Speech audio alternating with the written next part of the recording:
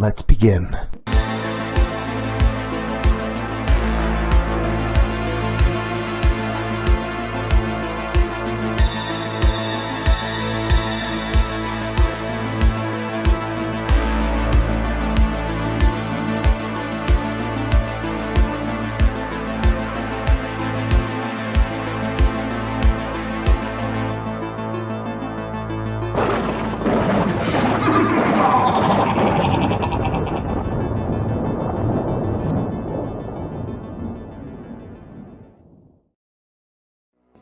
Hey there, scary story fanatics. Welcome back to Cleaving Thought from Bone with your host, Sociopathic. It's time to get back to what I do best, getting myself into some hot water, or out of it. I suppose that depends on perspective and the time of day. But right now it's time for you to settle in for some information you won't want to miss. A truthful update regarding the ghosts of my past. The Memory Man, Breadcrumbs, Bloodtrails.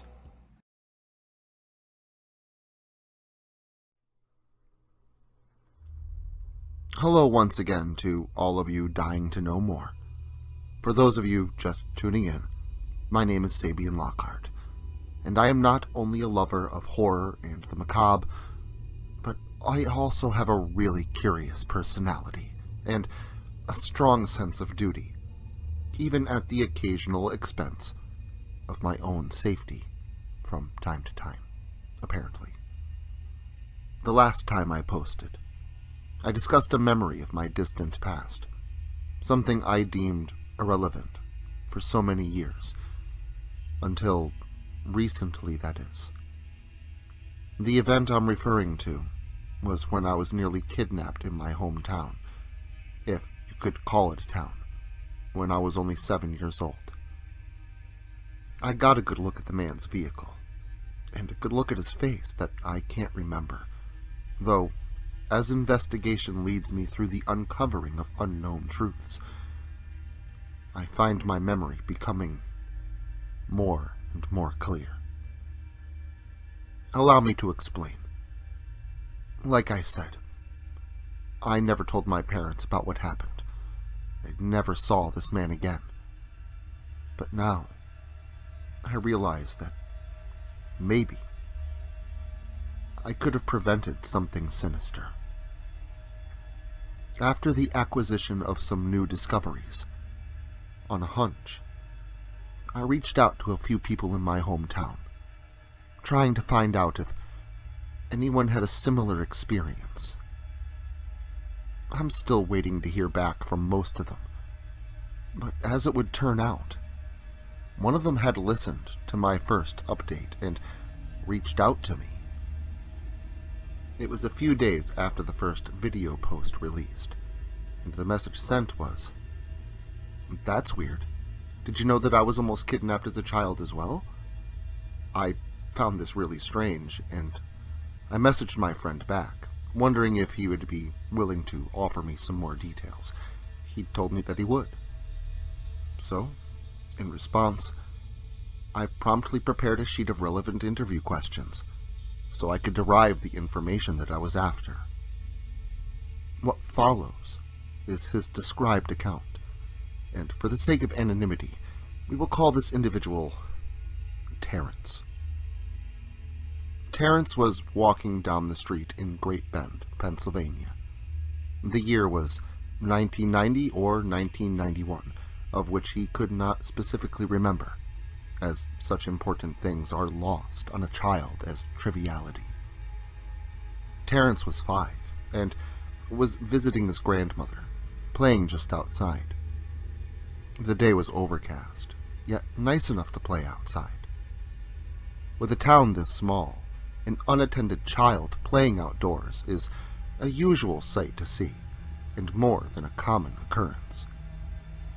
So, when a large, somewhat bare-bones Lincoln Town Car type vehicle pulled up alongside him, sporting a light blue or gray paint, Terrence didn't think much of it either.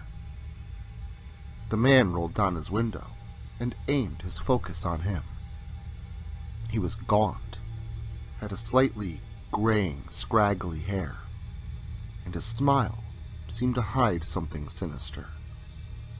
Outstretching his bony arm, the man stuck his hand at the car's window and motioned for Terrence to come closer by waving him in. However, before he could make a step in that direction, Terrence's grandmother emerged from the front door of her home, causing her grandson to turn his head and towards her, calling for him. It was the screeching tires that refocused him on the vehicle that had approached, for as he turned to look again, the large vehicle peeled from place, leaving little trace that it was ever there. Terrence and his grandmother never saw that guy again, and my friend told me he did not see anyone else in the car. This is where his story ends, much like mine. However, that isn't the only similarity. For starters, my friend's depiction of the man brought back a plethora of memories to the surface of my mind, most notably the appearance of the man who had tried to take me. I can't be sure, but it seems the same man who approached him had also approached me. Additionally, the time frame of these two events line up almost perfectly, with my incident taking place in 1989 and his taking place in either 90 or 91. And when combined with the location, our childhood homes only being 15 minutes apart, the sinister nature and overshadowing implications start to become horrifyingly clear. However, there is one discrepancy. The vehicle. The vehicle that had approached me was a white utility van. The vehicle that had approached me was a white utility van, and the one that pulled up next to him was a large town car. There are, of course, two things to note here. The first is that although the vehicles seem to be different, the description of the drivers in each event seemed to be quite similar, or even the same. The other, well, that ties into what I had mentioned earlier, at the end of my first post on this matter. That being what I discovered upon my probing, that solidified my intent to delve into the dark and mysterious once again. Again, for the sake of anonymity, I will change the names of people and the names of some of these locations, but if you start to dig into these surrounding areas in relationship to kidnapped children and disappearances, you will find the same wealth of information that I have. Such is the case with a young teenage girl out for an evening with friends not too far from Scranton, Pennsylvania, a little less than an hour from my childhood home. This young woman, we'll call her Jenna, was hanging out with her friends after school. The evening had grown dark, but it wasn't yet late, not too late. A large, light gray or bluish vehicle pulled up alongside her after she had walked away from her friends to talk to whoever this was. I say whoever this was because Jenna's friends didn't recognize the car, but they assumed that Jenna must know whoever it was. Soon, the group went back to conversation, and when they finally did look back, the vehicle and Jenna were gone. At first, they assumed that she had gotten a ride home with a parent of someone she knew. But after a day of no one knowing her whereabouts, she was declared missing. Jenna has never been found or seen since, and the case is cold to this day. The year was 1996, only 5 to 6 years after both mine and Terrence's encounters, respectively. It should be obvious by now that I've become relatively confident that these incidences are certainly related. I've done more research since, and even without the benefits of paid subscriptions to news outlets and websites, the amount of child disappearances and kidnappings reported in the area are astounding. I can only infer that if I had access to a wider database of information, these statistics may likely skyrocket to a staggering level. So, why have the majority of these events gone unreported, and those that are still remain unsolved to this day? I have a few theories, of course, but nothing more. My proposed next step at this point is to reach out to law enforcement, see if they know anything more. And yes, the way this investigation seems to be unfolding, I can't help but be reminded of my past experiences with my stalker in a bear suit. The cryptic messages, the strong implications of vague evidence, and the support of local police. And yet, there's something here that feels so very different, almost more sinister. For starters, my initial theory that this man or persons of interest were seeking little girls exclusively seems to be false. Gathering all evidence, at this early stage, it would appear this person or persons kidnap children indiscriminately and are spooked off by the presence of possible observant adults.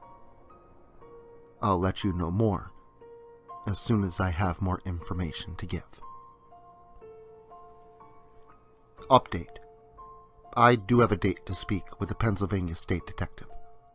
Again, which department and actual names will be kept anonymous, but I feel I have finally hit a trail to something broader than I initially conceived. What answers, if any, will this meeting bring, and what questions those answers provoke? Only time will tell. But either way, I can promise you that I will have an update for you soon.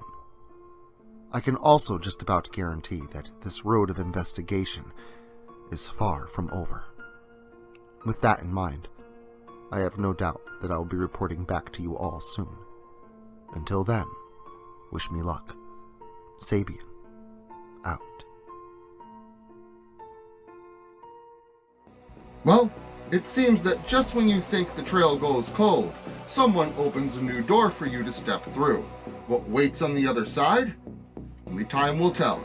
But you don't have to wait long for more terror. Instead, just tune back in again next weekend. And until then, make sure to like, share, subscribe, and turn on notifications so I can catch you all again next Saturday.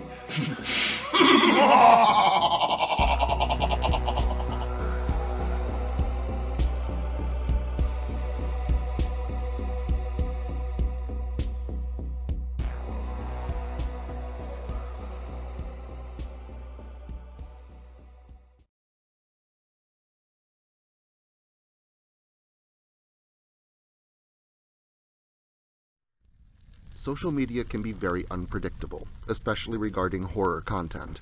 If this content gets removed, all new content will be simultaneously presented on various websites provided in the description to this video. Make sure to follow me in other digital spaces so that you never miss out on the terror. Also, if you like this video, make sure to leave a comment and hit the like button. It helps the channel a lot. If you're new to the channel and you enjoy what's here, consider hitting that subscribe button and the notification bell so that you never miss an upload. Writing is a dream of mine, and it's all of you that make that dream come true.